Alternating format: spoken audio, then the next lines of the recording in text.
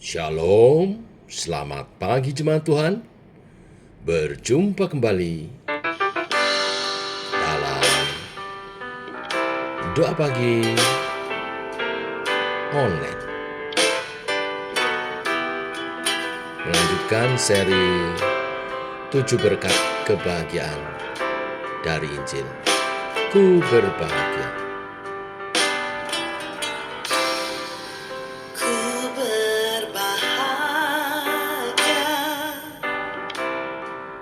Yakin teguh, Yesus abadi, kepunyaanku. Aku warisnya, ku ditebus, ciptaan baru, Roh Kudus. Aku bernyanyi bahagia, memuji Yesus selamanya. Aku bernyanyi bahagia, memuji Yesus selamanya.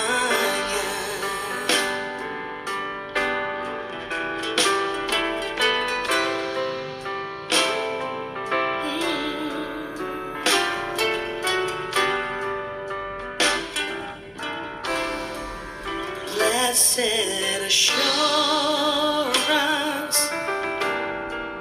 Jesus is mine. Oh, what a foretaste of glory divine, heir of salvation, purchase of God, born of His Spirit, washed in His blood. This is my story. This is my song, praising my Savior all the day long. This is my story. This is my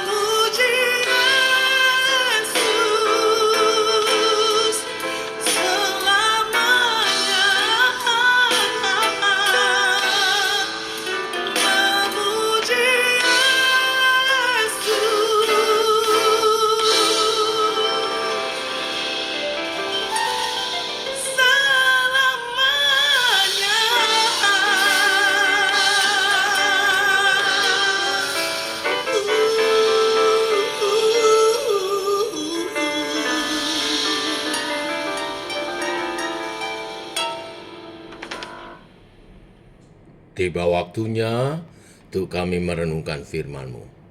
Firman-Mu lah suluh dan terang bagi jalan kami. Berfirman Tuhan, terangi jalan kami, tuntun langkah kami oleh kebenaran firman hari ini. Dalam nama Tuhan Yesus Kristus. Amin. Bapak Ibu, kita lanjutkan seri yang ke-6 dari 7 berkat kebahagiaan. Untuk itu, mari kita baca sekali lagi Roma pasal 5 ayat 1 sampai dengan yang ke-11. Sebab itu, kita yang dibenarkan karena iman, kita hidup dalam damai sejahtera dengan Allah, oleh karena Tuhan kita, Yesus Kristus. Oleh Dia, kita juga beroleh jalan masuk oleh iman kepada kasih karunia Allah ini. Di dalam kasih karunia ini, kita berdiri dan kita bermegah dalam pengharapan akan menerima kemuliaan Allah. Dan bukan hanya itu saja, kita malah bermegah juga dalam kesengsaraan kita, karena kita tahu bahwa kesengsaraan itu menimbulkan ketekunan, dan ketekunan menimbulkan tahan uji, dan tahan uji menimbulkan pengharapan, dan pengharapan tidak mengecewakan, karena kasih Allah telah dicurahkan di dalam hati kita oleh Roh Kudus yang telah dikaruniakan kepada kita. Karena waktu kita masih lemah, Kristus telah mati untuk kita, orang-orang durhaka, pada waktu yang ditentukan oleh Allah. Sebab tidak mudah seorang mau mati untuk orang yang benar, tetapi mungkin untuk orang yang baik, ada orang yang berani mati. Akan tetapi Allah menunjukkan kasih-Nya kepada kita, oleh karena Kristus telah mati untuk kita, ketika kita masih berdosa. Lebih-lebih karena kita sekarang telah dibenarkan oleh darah-Nya, kita pasti akan diselamatkan dari murka Allah. Sebab jikalau kita ketika masih seteru diperdamaikan dengan Allah oleh kematian anaknya, lebih-lebih kita yang sekarang telah diperdamaikan pasti akan diselamatkan oleh hidupnya. Dan bukan hanya itu saja, kita malah bermegah dalam Allah oleh Yesus Kristus Tuhan kita. Sebab oleh Dia kita telah menerima pendamaian itu. Sampai di sini pembacaan kita. 7 berkat kebahagiaan dari Injil. Yang pertama, kita peroleh damai sejahtera dengan Allah. Yang kedua, kita peroleh akses masuk langsung pada kasih karunia Allah. Yang ketiga, kita peroleh pengharapan akan kemuliaan Allah. Yang keempat, kita bermegah dalam kesengsaraan. Karena di dalam Injil, kesengsaraan sekalipun Tuhan pakai untuk memproses kita menjadi lebih baik, menjadi memiliki nilai-nilai ilahi. Yang kelima, kemarin kita dalam Injil juga memperoleh berkat kepastian kasih Allah. Dan hari ini dalam Injil kita memperoleh jaminan keselamatan. Itulah berkat kebahagiaan. Dasar ayatnya ayat 9 dan 10. Saya baca sekali lagi. Lebih-lebih karena kita sekarang telah dibenarkan oleh darah-Nya, kita pasti akan diselamatkan dari murka Allah. Sebab jikalau kita ketika masih seteru diperdamaikan dengan Allah oleh kematian anaknya, lebih-lebih kita yang sekarang telah diperdamaikan pasti akan diselamatkan oleh hidupnya. Bapak Ibu jemaat Tuhan, di sini Rasul Paulus memberikan kita argumen dari yang lebih besar kepada yang lebih kecil.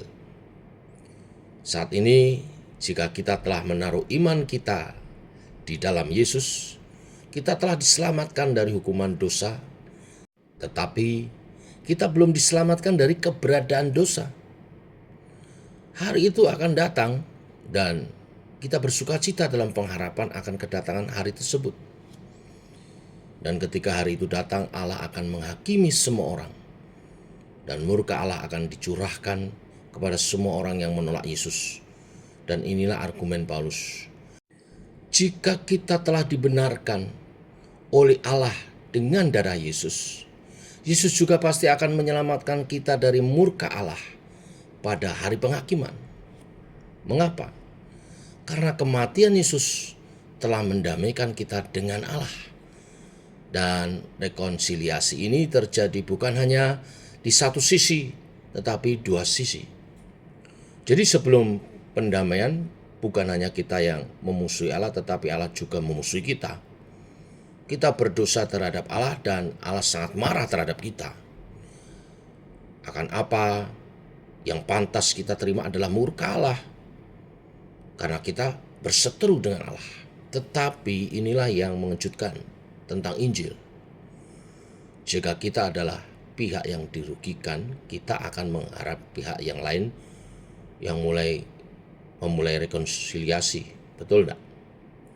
Tetapi Injil mengejutkan karena pihak yang dirugikan adalah pihak yang mengambil inisiatif untuk rekonsiliasi. Allah lah yang memulai keselamatan kita dengan mengirim Yesus untuk mati bagi dosa-dosa kita. Harga rekonsiliasi kita dengan Allah adalah Allah harus mengorbankan putranya.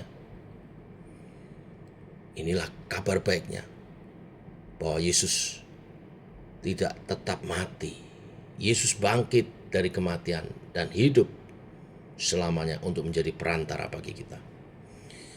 Dan ini pernyataan Paulus, jika Allah mengambil inisiatif untuk mendamaikan kita dengan Dia dengan mengorbankan Yesus, tentu pasti Dia tidak akan meninggalkan kita karena Yesus bangkit dari kematian. Dengan kata lain, jika Allah telah melakukan hal yang sukar, kita dapat mempercayai Dia untuk melakukan hal-hal yang lebih mudah. Jika Allah telah menyelamatkan kita yang dahulu adalah musuh-musuhnya dengan kasih karunia semata-mata, apa yang membuat kita berpikir bahwa Dia akan gagal menjaga kita di dalam kasih karunia-Nya? Jika sejak awal kita tidak pantas mendapat kasih-Nya, bagaimana mungkin kita bisa kehilangan kasih-Nya? Jika Allah telah mengampuni kita saat kita adalah musuhnya, betapa lebih Dia akan menerima kita pada hari penghakiman ketika kita menjadi anak-anaknya. Apakah Anda mengerti argumen ini? Kematian Yesus membuktikan kasih Yesus kepada kita. Kebangkitan Yesus membuktikan Yesus akan menyelesaikan apa yang Dia mulai. Sekali lagi, kematian Yesus menjamin pengampunan kita, kebangkitan Yesus menjamin keselamatan kita. Dia tidak akan berhenti di tengah. Dia mencintai kita dengan kasih yang sempurna. Kesimpulannya, kematian dan kebangkitan Yesus memberikan kita jaminan akan keselamatan kita. Haleluya. Inilah berita 7 berkat kebahagiaan dari Injil. Tuhan memberkati. Mari kita berdoa. Bapa, kami mengucap syukur oleh kasih dan rahmat-Mu. Kami telah diselamatkan. Dalam Injil kami peroleh 7 berkat yang luar biasa. Sejak kami percaya Yesus, kami diperdamaikan dengan Allah. Segala benteng-benteng, tembok-tembok pemisah antara manusia dan Allah dirobohkan. Oleh penebusan Kristus kami peroleh pengampunan dosa dan dibenarkan. Dan mendapat jalan masuk kepada kasih karunia Allah. Untuk kami diperbarui setiap hari oleh karena kasih karunia-Mu. Dan kami berpengharapan dalam kemuliaan Allah. Juga bermegah dalam kesengsaraan karena apapun yang terjadi dalam kehidupan kami. Sejak kami percaya Yesus, kami ada dalam rencana-Mu. Bahkan kesengsaraan dan penderitaan yang kami alami pun Engkau ubah menjadi momen Engkau proses kami untuk menjadi lebih berkualitas, menjadi lebih serupa dengan Kristus. Dan oleh kebenaran Injil, kepastian kasih Allah kami terima. Demikian juga hari ini, jaminan keselamatan akan kematian dan kebangkitan-Mu menjamin keselamatan kami untuk beroleh hidup kekal. Terima kasih Tuhan, kami percaya, kami akan bermegah di dalam Allah. Terus teguhkan iman percaya kami oleh kebenaran Injil ini, oleh Allah Roh Kudus yang berkarya dalam diri kami. makin hari kami makin serupa dengan Kristus, sebagaimana Engkau memanggil setiap kami untuk menjadi berkat bagi dunia ini. Jadilah kehendak-Mu, datanglah kerajaan-Mu di bumi seperti di surga melalui kehidupan kami, umat-Mu. Dalam nama Tuhan Yesus kami berdoa, kami bersyukur. Amin. Demikian saudara doa pagi kita. Selamat pagi. Shalom.